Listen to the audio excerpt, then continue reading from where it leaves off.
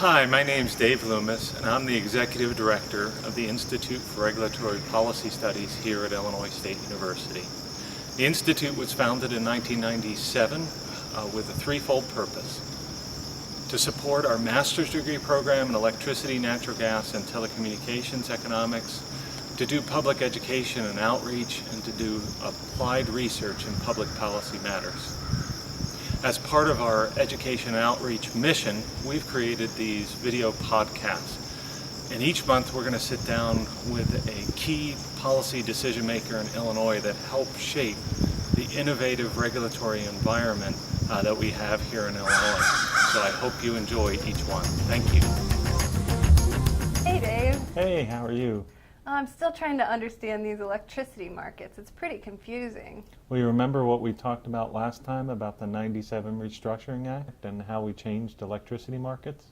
Yeah, I remember there's three sectors to the electricity market. There's generation, transmission, and distribution.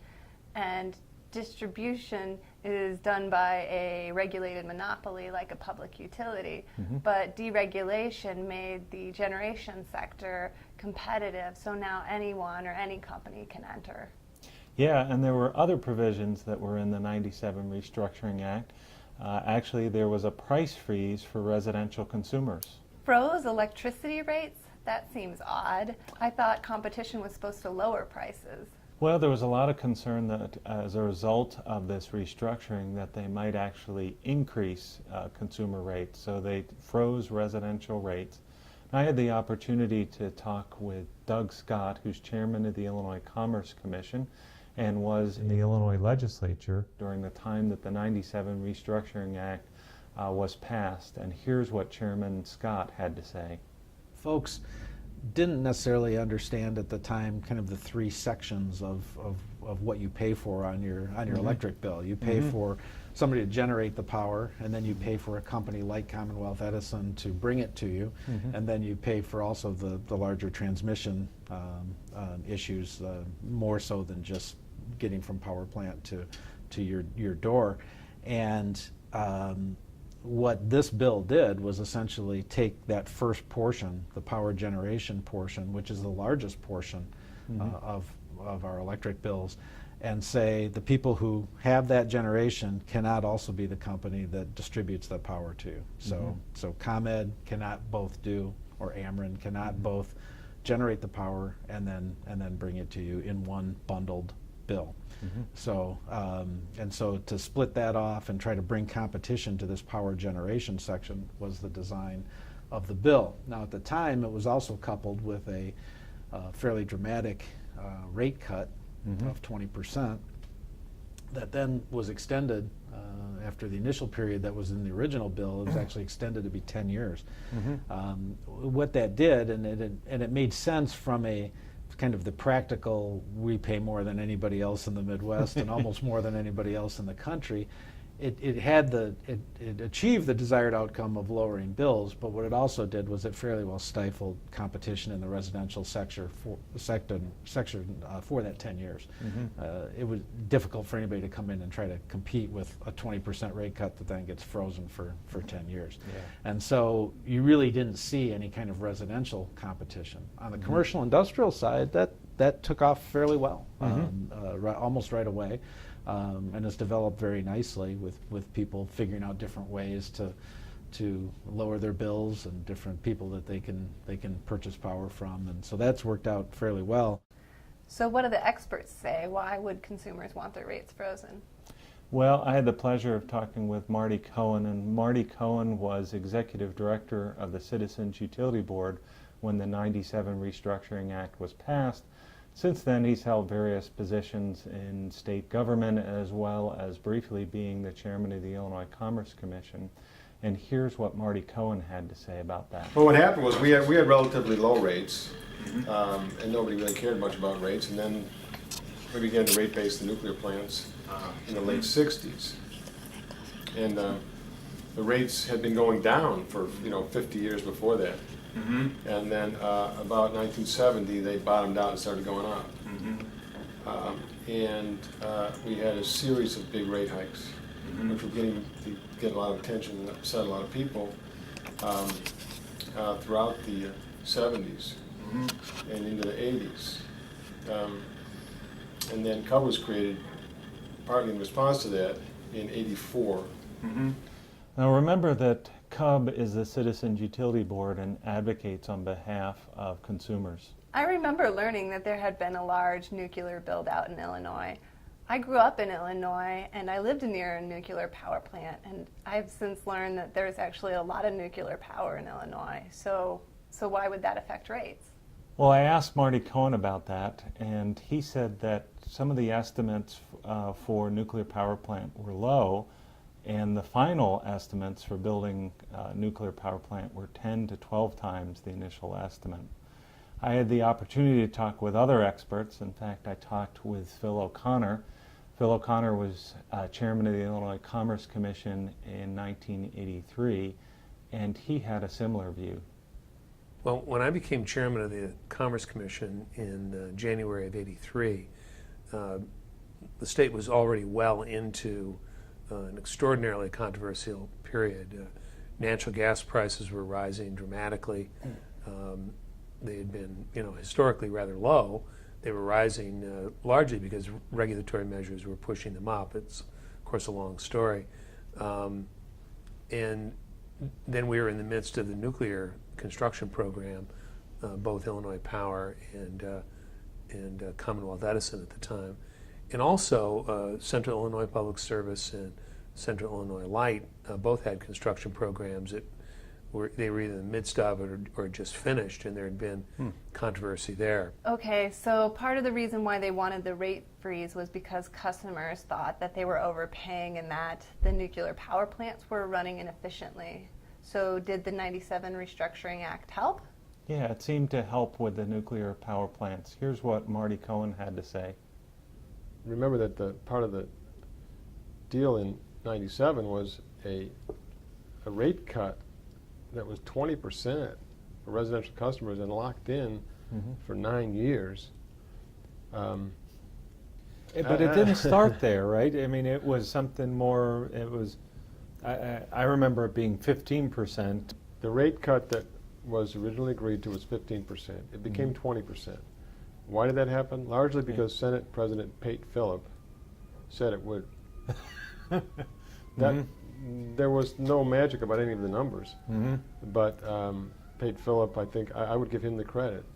Somebody who doesn't often get a lot of credit in these discussions, as we remember back how it happened. But I think it was his doing that 15 became 20% rate cut. And I think one thing that happened is we were proven right. We'd been saying for decades that the nuclear plants had been poorly run and were just burning up customers' money. Well, lo and behold, once they were deregulated, the capacity factors went from 45, 50% to 90, 95, 97%. Yeah. So it was possible to run them better, and when the incentives were in place to do so, that's what they did. So you had ComEd and Ameren now making money on the nuclear plants, being profitable as companies, even though they had a huge rate cut that was offered to customers and put in place and held there for the better part of a decade. So there were powerful inefficiencies in those companies that were kind of squeezed out by the restructuring. And they're much more efficient companies today. And the rates that we are paying show that. Former Chairman O'Connor had a similar view. Now, there have been other things that have developed that are important that I think are at least partially attributable to the more competitive environment. For example, the dramatically improved capacity factors and performance of nuclear plants. I wouldn't attribute all of that, or perhaps even a majority of it, to competition, because this has been a general phenomenon. But when we look at how many nuclear plants are now out of utility rate base and are in the competitive market, they have every reason to maintain as much, as high a capacity factor as they possibly can, because that's the economical thing to do. Okay, so rates were frozen for 8 years and then extended another 2 years. And this seemed to help improve the efficiency of nuclear power plants. And then what happened?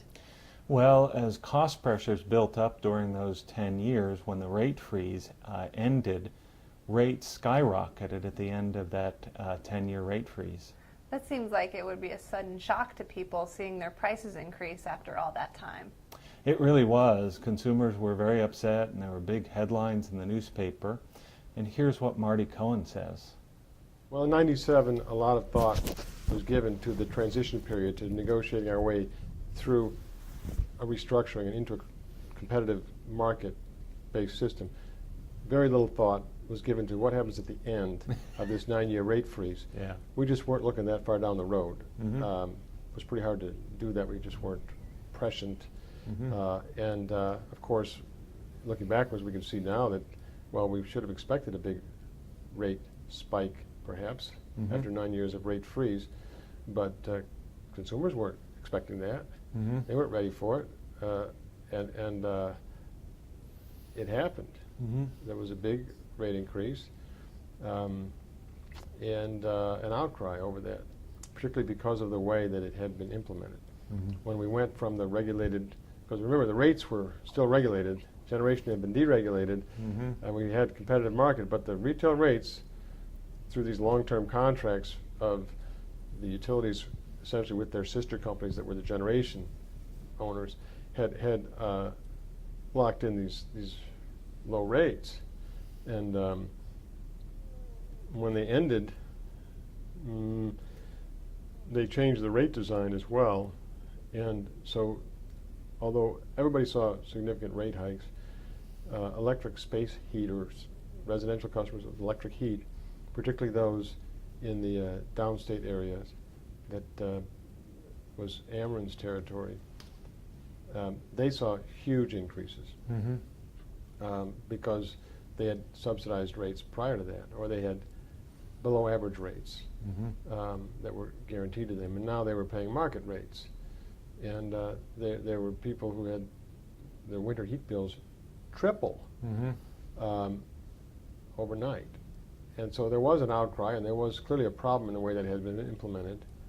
And then the process began again, different legislature, different set of issues, Mm-hmm. but it's sort of now what are we going to do? Right. Because rates had to be brought in line with consumers' demands, but utilities had their own needs and prerogatives, so there was a new negotiation to figure out a way through that. Mm-hmm. And the Illinois Power Agency is what was created as part of that '07 legislation, which also then reduced rates. So there was a big rate increase, Yeah, and they created the Illinois Power Agency, right, and that helped reduce rates. correct. So what is the Illinois Power Agency, and what does it do? Well, I think that's a conversation for another day, don't you? Sounds good.